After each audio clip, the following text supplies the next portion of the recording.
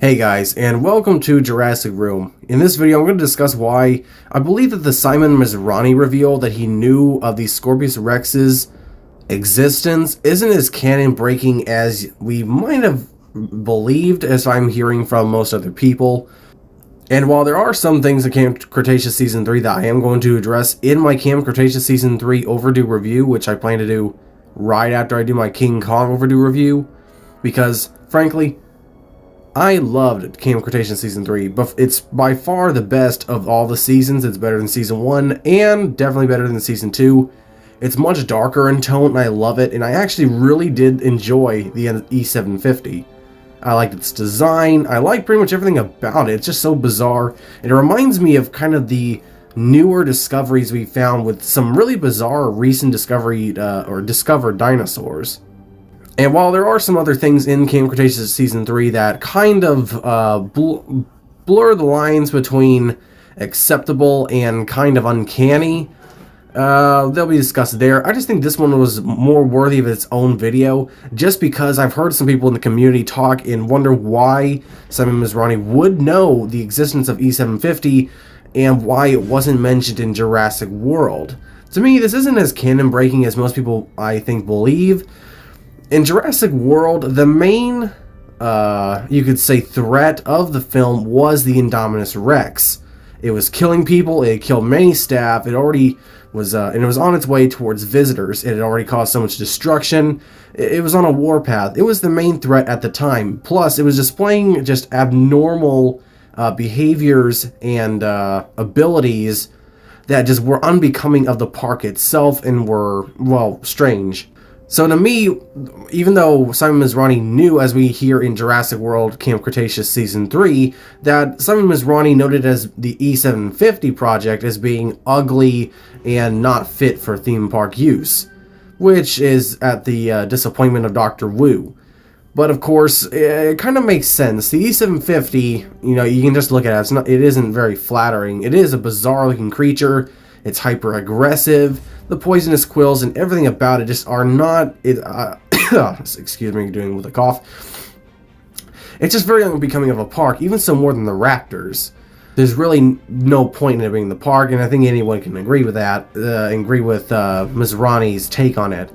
And on another note, I would say that the reason why he doesn't talk about it in Jurassic World would most likely because he thought he was dead, or it just wasn't convenient at the time to just bring it up at the time. I mean, look at the conversation between Wu and Masrani. It only lasts about 3 minutes, I believe. And in that time, it's kind of set dialogue. And at that time, of course, it's an actual movie. It's not real life.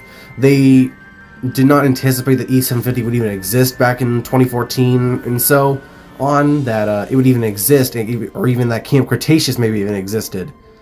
So at the time in Jurassic World, there really wasn't a reason to bring up the E750, other than that it was basically a failed prototype. Because we can believe that within the Jurassic franchise, Dr. Wu would have at least most likely created, because we know that different versions of dinosaurs existed, like version 1.0.1 and so forth, actually exist. So most likely, what Simon probably thought was that it was a failed prototype of what would eventually be the hybrid that would be featured as the main attraction in the park.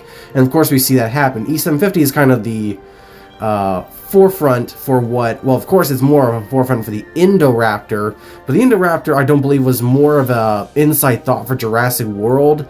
I do think that Wu was planning to do it anyway and hide it away, but the events of the Indominus breaking out forced his hand in, of course, going back to Mills faster than expected and creating the abomination known as the Indoraptor. But at the time, he's more focused on creating his perfect being that would be for the park.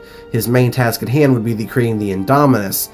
But of course, it would take much of what he already filtered from the E750 project, most likely, carrying over that Abelisaur DNA and so forth, whatever else he kept from the E750 into the Indominus Rex.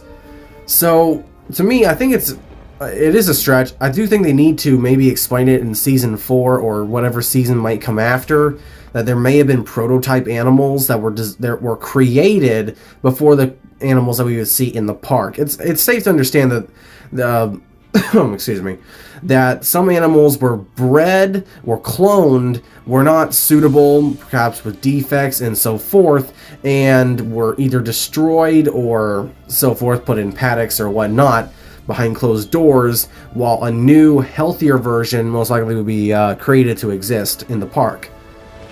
It is a bit of a stretch, but I don't. That's why I believe this is. I do believe this is why I.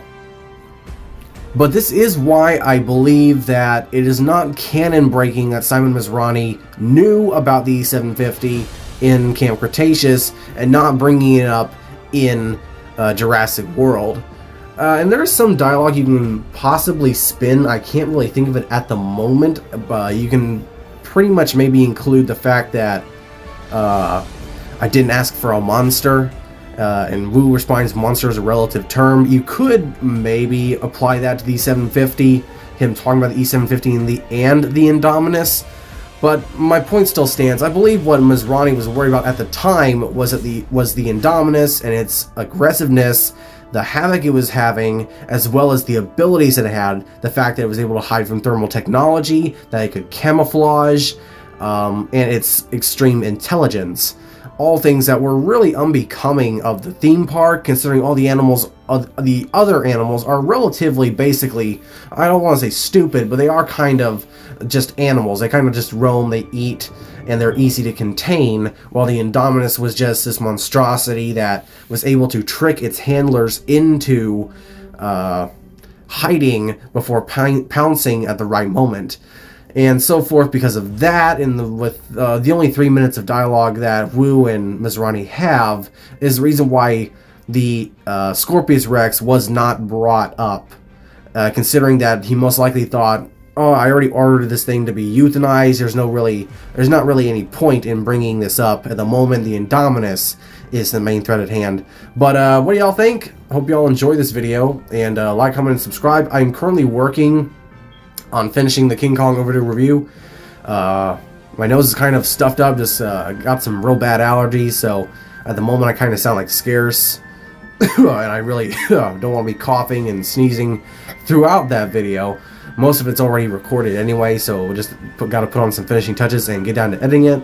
And after that, I plan to start working on Jurassic chats as well as Camp Cretaceous overdue reviews, because I'd like to get those out of the way, just because I really enjoyed Camp Cretaceous and so far of what we've seen, and I'd like to go ahead and talk about it since I have not before. Even though I have done my live stream reactions, but unfortunately the first half of Season 3 ended up getting removed by YouTube, because YouTube likes to play Big Brother now instead of, you know, the good old days when you could just plead to the copyright owner and they would just take monetization and let your video up. Yeah, those days are gone. So unfortunately only part 2 is up on YouTube. But anyway, thanks guys for watching. Stay tuned for more videos, and hope y'all enjoyed this video. Like I said, this video. And let's hit that whatever subscriber mark.